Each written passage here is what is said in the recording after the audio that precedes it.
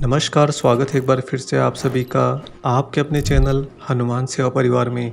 आशा करते हैं कि प्रभु श्री हनुमान जी और परम पूज्य गुरुदेव बाबा नीम करौरी महाराज जी आप सभी भक्तों पर असीम कृपा सदैव बनाए रखें। बाबा, तुम बड़े ही दयालु हो, तुम तो दया का सागर हो। कुछ करो दया मुझ पर भी, तेरे चरणों का मैं आश्रित हूँ। दोस्तों, हर एक भक्त जो हनुमान जी महाराज जी को समर्पित रहते हैं, उनके मन में सदा अपने गुरु, अपने प्रभु के प्रति यही एक भाव रहता है कि हे मेरे नाथ, हे मेरे बाबा, हे मेरे हनुमान जी, मुझ पर दया करो। दोस्तों, यह जो दया शब्द होता है, यह बड़ा ही गूढ़ शब्द होता है। दया कौन कर पाता है? दया वह कर पाता है जिसके हृदय में अथाह प्रेम भरा होता है। दया प्रेम के बिना जन्म ही नहीं लेती। जिसके हृदय में प्रेम नहीं होगा, उसके हृदय में कदापि दया नहीं होगी। आप भी अपने आसपास में ऐसे लोग देखते होंगे जो बड़े ही क्रूर होते हैं, बड़े ही दयाहीन होते हैं। उन लोगों के जीवन में वास्तव में उनकी तरफ से कोई प्रेम का स्थान नहीं होता। वह सच्चे हृदय से न स्वयं से प्रेम करते हैं, न अन्य लोगों से प्रेम करते हैं और न ही ईश्वर या फिर गुरु से प्रेम करते हैं। प्रेम का अस्तित्व जहाँ पर भी आता है, वहाँ पर दया का बीज उग जाता है। दया का बीज उग जाने पर स्वतः ही उस बीज की जड़ें फैलने लगती हैं और धीरे धीरे उसकी शाखाएं विशाल वृक्ष को जन्म देती हैं, जिसकी छत्र छाया में अन्य पथिक और अन्य लोग भी पलते हैं। कहने का भाव है कि जब दया एक मनुष्य के हृदय में जन्म ले लेती है, तो वह दया उसकी नहीं रहती, अपितु दूसरों के हेतु हो जाती है। उसकी दया से अन्य लोगों का, अन्य जीवों का कल्याण ही होता है। और इसके साथ ही बहुत ही महत्वपूर्ण बात कि दया जहाँ पर जिसके हृदय में रहती है, वह वहाँ पर स्वतः अपने भाव में सदा नहीं रह पाती, जिसके कारण वह निरंतर भाव में रहती है। अगर किसी के मन में, किसी के हृदय में दया भर गई, तो दया उसके पास रह ही नहीं पाती है।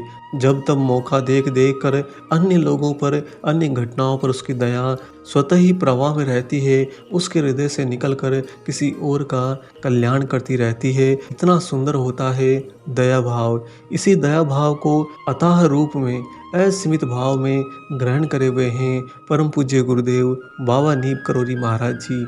महाराज जी के लिए हर एक भक्त ने कभी न कभी अपने जीवन में यह भाव जरूर सुना है अपने हृदय से कि बाबा, तुम तो बड़े ही दयालु हो। इसका कारण ये है कि अनेक बार उसी भक्त के जीवन में महाराज जी कुछ ऐसा करते हैं जिसके लिए वह योग्य नहीं होता या फिर जिसका वह पात्र नहीं होता। स्वतः ही महाराज जी आगे बढ़कर अपनी दया सामने वाले पर उड़ेल देते हैं।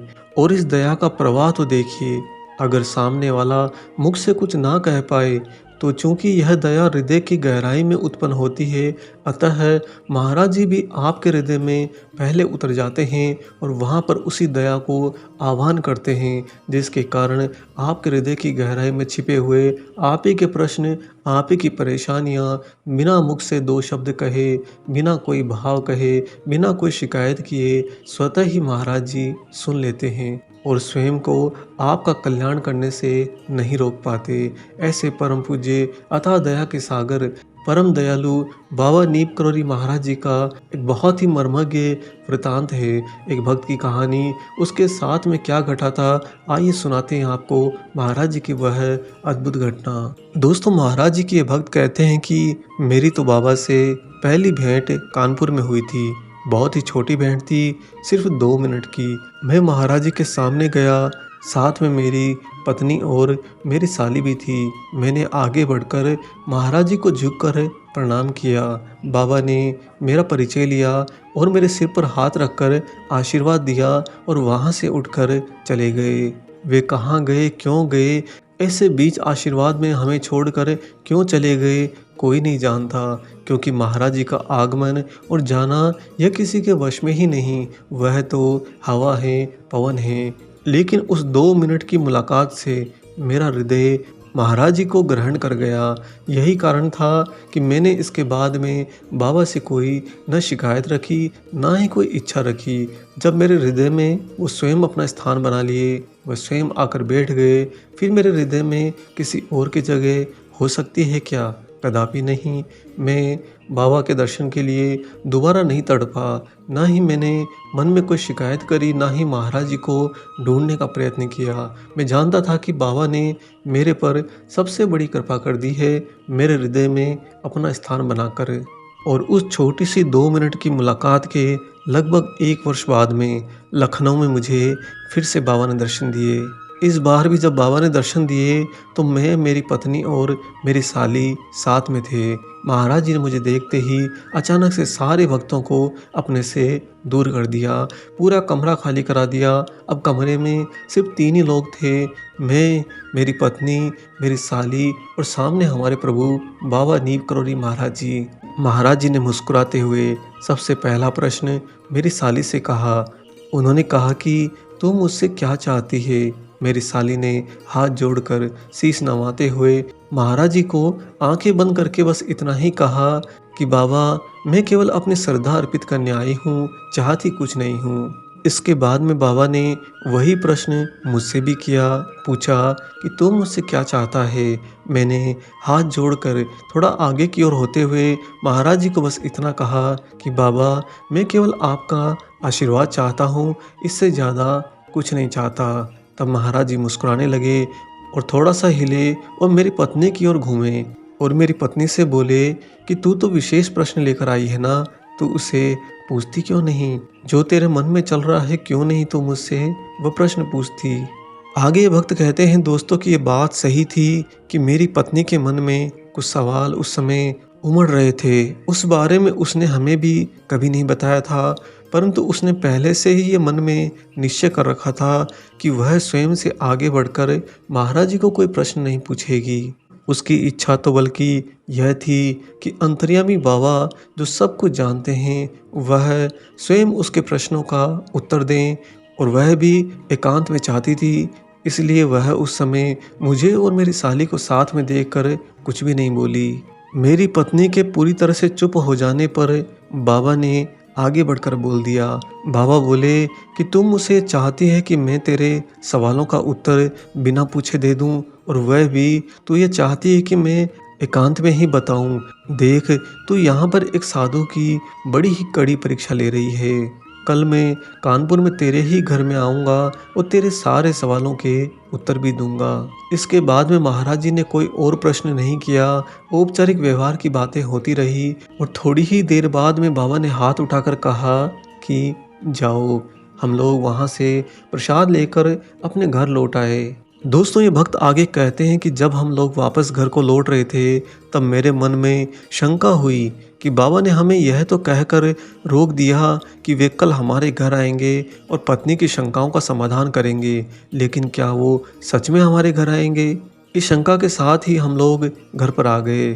हमारे घर पर आए हुए महाराज जी के एक अन्य शिष्य के लिए उसी रात को करीब 10 बजे एक संदेश आया। संदेश यह था कि बाबा जी उस भक्त के घर पर आ रहे हैं, और वह ये संदेश पाते ही तुरंत घर लौट गए। हम भी उनके साथ ही हो लिए, क्योंकि महाराज जी जो उनके घर पर आ रहे थे, बाबा के दर्शन का सौभाग्य जो प्राप्त हो रहा था। जैसे ही मैंने उसके घर पर पहुंचकर महाराज जी को प्रणाम किया, वे बोले, तुझे मेरी सच्चाई पर शंका थी कि बाबा क्या सच में आ जाएंगे कल हमारे घर पर? साधु के प्रति संशय मत किया करो, क्योंकि जिम्मेदारी साधु पर होती है, तुम पर नहीं। दोस्तों, महाराज जी ने बहुत बड़ी बात यहाँ पर उस वक्त को कह दी। बाबा ने जब ये कहा कि जिम्मेदारी साधु पर होती है, तुम पर नहीं, इसका सीधा सा मतलब है कि अब तुम सदा के लिए निश्चिंत रहो अगर तुमने स्वयं को किसी दिव्य गुरु सिद्ध संत को समर्पित कर दिया है। अगर तुम्हारा उस पर सच में विश्वास है तो इसके बाद में तुम्हें मन में किसी भी प्रकार की चिंता, शंका, संशय नहीं लाने चाहिए। जब बाबा ने ये बात बता दी कि मैंने कल घर लौटते समय महाराज जी पर शंका करी थी, तो मैं आत्मग्लानि से भर गया। मैंने आगे बढ़कर महाराज जी से क्षमा मांगी, क्योंकि मुझे तो सचमुच में ही शंका हो गई थी। तब बाबा बोले, अच्छा, कल मैं तेरे घर पर आऊँगा। अगली सुबह हम लोग उठकर दिन की दिनचर्या शुरुआत करने ही वाले थे कि अचानक से बाबा हमारे घर पर आ गए, और मैंने यह अपेक्षा नहीं करी थी कि महाराज जी इतनी सुबह को घर पर आ जाएंगे। मैं तो मन में सोच रहा था कि बाबा का सम्मान कैसे किया जाए, उनकी सेवा कैसे की जाए, उनकी आओ भगत कैसे की जाए। तभी दूसरे लोग जो महाराज जी के साथ में आए थे, उन्होंने आगे बढ़कर कहा कि तुम्हें कुछ करने की आवश्यकता ही नहीं है, तुम बिल्कुल निश्चिंत रहो, बाबा स्वयं तुम्हारे घर पर आए हैं, अब तुम्हें कोई और चिंता करने की आवश्यकता नहीं। बस अगर तुमसे हो सकता है तो केवल एक बड़ा तकिया महाराज जी को सहारे के लिए बिस्तर पर लगा दो, और अगर कुछ व्यवस्था भी कर सकते हो तो थोड़ा सा भोजन, फल या दूध अर्पित कर दो बाबा को। जो कुछ उनकी इच्छा होगी वह उसमें से ग्रहण कर लेंगे। तत्पश्चात में महाराज जी को अपने घर की बैठक में लिवा लाया, लेकिन बैठक में आने के बाद में बाबा ने कहा कि नहीं, हम यहाँ पर नहीं बैठेंगे, अभी तो उस छोटे से कमरे में हमें ले चल। मैं समझ नहीं पाया कि महाराज जी किस छोटे कमरे की बात कर रहे हैं, उनका तात्पर्य कौन से छोटे कमरे की ओर इशारा करता है। तब उन्होंने, चूंकि वह कभी हमारे घर पर नहीं आए थे, फिर भी वहीं बैठक में खड़े खड़े महाराज जी ने उस छोटे कमरे का विवरण दे दिया, जैसे वे पहले से पूरे घर का नक्शा जानते हो, और सब बता दिया कि वह छोटा कमरा मेरे घर में कहाँ पर विद्यमान है। यह कहकर महाराज जी स्वयं ही उस छोटे कक्ष की ओर बढ़ चले। मैं उनके पीछे पीछे हाथ जोड़े हुए चल रहा था। ऐसा लग रहा था कि मैं उस घर में आगंतुक हूँ और महाराज जी ही उस घर के स्वामी हैं। वे मेरे आगे आगे, मैं उनके पीछे पीछे। बाबा सीधा उस छोटे कमरे में गए और बोले, हम यहाँ पर बैठना चाहते हैं। और वहीं पर जमीन पर बैठकर बाबा ने कहा कि माई को बुला, माई अर्थात मेरी पत्नी को। जब वह आई तब बाबा ने जो भी प्रश्न उसके मन में थे उनके उत्तर उसे दिए, और वो भी एकांत में। इसके बाद में महाराज जी ने पूछा कि अब कोई सवाल बाकी तो नहीं रह गया तेरा। मेरी पत्नी महाराज जी की ये बात सुनकर फफक फफक कर रो पड़ी। क्या कहती वह अपने स्वामी से कि आप तो सब कुछ जानते हैं, मैंने आप पर यूं ही शंका प्रश्न लगाया, आपको मेरे कारण इतनी दूर से मेरे घर पर आना पड़ा, वो भी मेरे अंतर्मन की जिद के कारण। अब मैं आपसे और प्रश्न भला क्या करूं, आप तो कितने दयालु हो, आपने मुझ पर ऐसी दया कर दी कि मेरे जन्मों जन्मों के संशय आज समाप्त हो गए हैं। मेरी पत्नी रोती जा रही थी और हाथ जोड़कर महाराज जी से ये विनय अनुनय करती जा रही थी। दोस्तों, ये भक्त कहते हैं कि सच में बाबा बहुत दयालु हैं। उनके जैसा दया सागर इस संसार में ढूंढे भी नहीं मिलेगा। पानी के सागर आपको अथाह मिलेंगे, परंतु दया का सागर भौतिक अवस्था में आपको कहीं नहीं मिलेगा। सबसे बड़े दयालु बाबा नीम करोली महाराज जी हैं। वास्तव में महाराज जी हम सभी भक्तों पर दया ही तो कर रहे हैं, जो उनका इतना प्रेम हम सब पर छलकता रहता है। सारे भक्त महाराज जी के उसी प्रेम से सरोबार होकर बाबा के सानिध्य में सदैव मंगल में रहते हैं। उन्हीं मंगल में मंगल मूर्ति मंगल करता बाबा नीम करोली महाराज जी को अनंत कोटि प्रणाम करते हुए हम आशा करते हैं कि आपको बाबा का ये दयालु कृपा भरा विशेषांक आज जरूर अच्छा लगा हो।